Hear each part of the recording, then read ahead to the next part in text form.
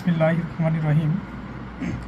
সুপ্রিয় শিক্ষার্থী বন্ধুরা, আজকে আমি তোমাদের মাঝে দুটি বিষয় নিয়ে আলোচনা করব। সেটা হচ্ছে মহাকর্ষ ও অভিকর্ষ। আচ্ছা, মহাকর্ষ অভিকর্ষ বলতে কি বুঝি? সর্বপ্রথমে আমরা জানব মহাকর্ষ একটা আকর্ষণ বল। সেই মহাকর্ষ আকর্ষণ বলটা আসলে কি? তাহলে মহাকর্ষ হচ্ছে মহাকর্ষ হচ্ছে যে কোনো দুটি বস্তুর মধ্যে যে আকর্ষণ বল কাজ করে তাকে মহাকর্ষ বল বলা হয়। তাহলে তুমি মহাকর্ষ বল বলতে কি বোঝো? যে কোনো দুটি বস্তুর মধ্যে যে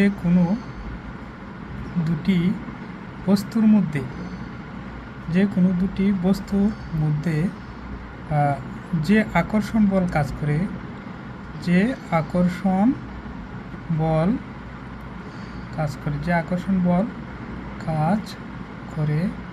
তাকে মহাকর্ষ বল বলে।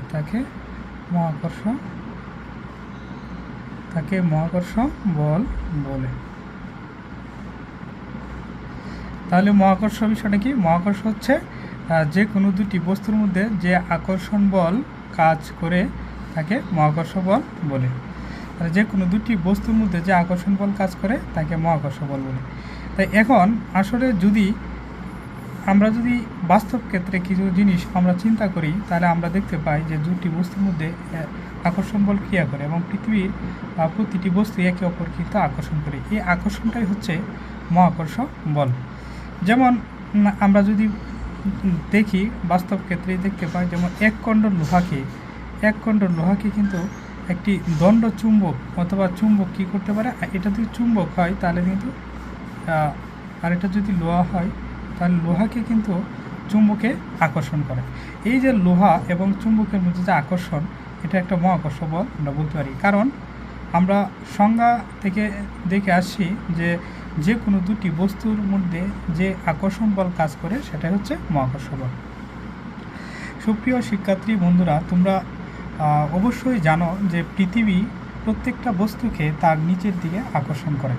কারণ হচ্ছে আমরা যদি একটা বস্তু উপর থেকে ছুঁড়ে দেই, এই বস্তুটা ভূমিতে আইসা পড়ে।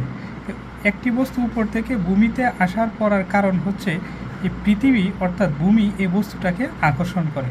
তাহলে আমরা বলতে পারি এই বস্তুটা হচ্ছে এই বস্তুটাকে যদি আমি প্রথম বস্তু বলতে পারি, আর ভূমি বা পৃথিবীকে যদি দ্বিতীয় বস্তু ধরি, তাহলে আমরা বলতে পারি এই দুইটা বস্তুর মধ্যে আকর্ষণ বল কাজ করছে। তাহলে সেটা কি হবে? মহাকর্ষ বল। অর্থাৎ তাহলে আমরা খুব সহজভাবে বলতে পারি যে কোনো দুটি বস্তুর মধ্যে যে আকর্ষণ বল কাজ করবে সেটাই হচ্ছে মহাকর্ষ বল। তাছাড়া আমরা জানি পৃথিবীর প্রত্যেকটা বস্তু একে অপরকে আকর্ষণ করে। সেই আকর্ষণ বলকে কি বলা হয়? মহাকর্ষ বল। তাহলে আমরা আশা করি মহাকর্ষ বল সম্পর্কে আমরা বুঝতে পারলাম যে মহাকর্ষ বল হচ্ছে পৃথিবীতে যে কোনো দুটি বস্তুর মধ্যে যে আকর্ষণ বল কাজ করে তাকে মহাকর্ষ বল বলে। আচ্ছা, এখন আমরা দ্বিতীয় টপিকে চলে যাব। দ্বিতীয় টপিক হচ্ছে যে অভিকর্ষ বল কাকে বলে। অভিকর্ষ বল যে কোনো দুটি বস্তুর মধ্যে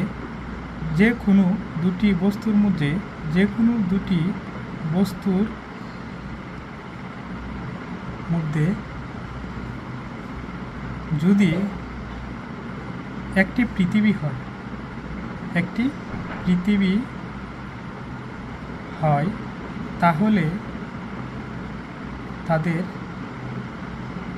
তাহলে তাদের আকর্ষণ বলকে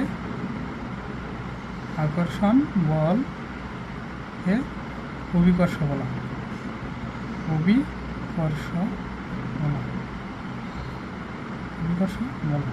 তাহলে অভিকর্ষ বল কি? যে কোনো দুটি বস্তুর মধ্যে যদি একটি পৃথিবী হয়, যদি আমরা দুটি বস্তুর আকর্ষণ চিন্তা করি, তাহলে এই একটা বস্তু আরেকটা বস্তু হচ্ছে এটা। আরেকটা বস্তু, এই প্রথম বস্তু যে কোনো একটা বস্তু হইতে পারে, প্রথম বস্তু।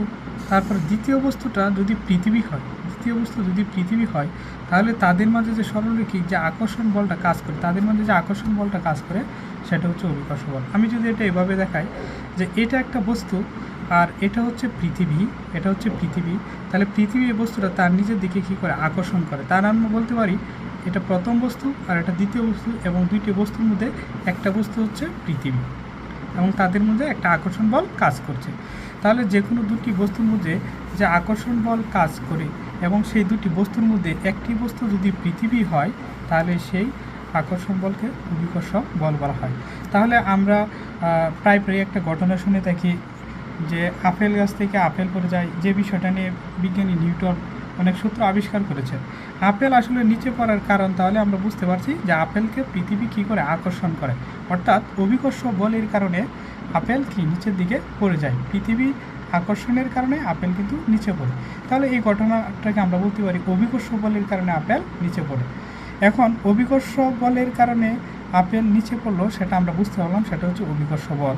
এখন আমার প্রশ্ন হচ্ছে মহাকর্ষ বল আর অভিকর্ষ বলের মধ্যে তাহলে পার্থক্য কী? পার্থক্য হচ্ছে মহাকর্ষ বল যে কোনো দুটি বস্তুর মধ্যে আকর্ষণ বলটা কাজ করবে, আর অভিকর্ষ বলেও যে কোনো দুটি বস্তুর মধ্যে, কিন্তু এখানে কথা আছে দুটি বস্তুর মধ্যে হবে কিন্তু একটি বস্তু পৃথিবী হতে হবে, তাহলে সেই আকর্ষণ বলটাকে কী বলা হয়? অভিকর্ষ বল বলা হয়। এখন অভিকর্ষ বলের প্রভাবে আমরা জানি যে আপেল নিচের দিকে পড়ে, অথবা উপর থেকে একটি বস্তু ছেড়ে দিলে সেটা নিচের দিকে পড়ে, অর্থাৎ পৃথিবী তাকে আকর্ষণ করে। এই আকর্ষণ বলটা আসলে একটি অভিকর্ষ বল। তাহলে প্রতি সেকেন্ডে এটি একটি বস্তু উপর থেকে যখন নিচের দিকে পড়ে, তাহলে প্রতি সেকেন্ডে তার যতটুক মানে বেগ বৃদ্ধির হার, প্রতি সেকেন্ডে বেগ বৃদ্ধির হারই হচ্ছে, প্রতি সেকেন্ডে যে বেগ তার বৃদ্ধি পায় সেটা হচ্ছে তার ত্বরণ বলতে পারি আমরা। যেহেতু একটা বস্তু উপর থেকে নিচের দিকে পড়ে, সেজন্য আমরা এই ত্বরণটাকে আমরা অভিকর্ষ ত্বরণ বলতে পারি। অভিকর্ষ ত্বরণ কি? প্রতি সেকেন্ডে একটি বস্তু যখন উপর থেকে নিচের দিকে পড়ে সেটাকে কী বলা হয়? অভিকর্ষ ত্বরণ বলা হয়। সুপ্রিয় শিক্ষার্থী বন্ধু, আজকে আমার এই দুটি বিষয় নিয়েই সংক্ষিপ্ত আকারে একটু আলোচনা। তোমরা আশা করি বুঝে থাকবে। যদি তোমাদের কাছে ক্লাসটি ভালো লাগে অথবা টপিকগুলো যদি তোমাদের কাছে বুঝতে সহজ হয়, তাহলে অবশ্যই আশা করি তোমরা আমার চ্যানেলটাকে সাবস্ক্রাইব করবে এবং লাইক, কমেন্ট, শেয়ার করে আমার সাথেই থাকবে। ধন্যবাদ সুপ্রিয় শিক্ষার্থীবৃন্দ।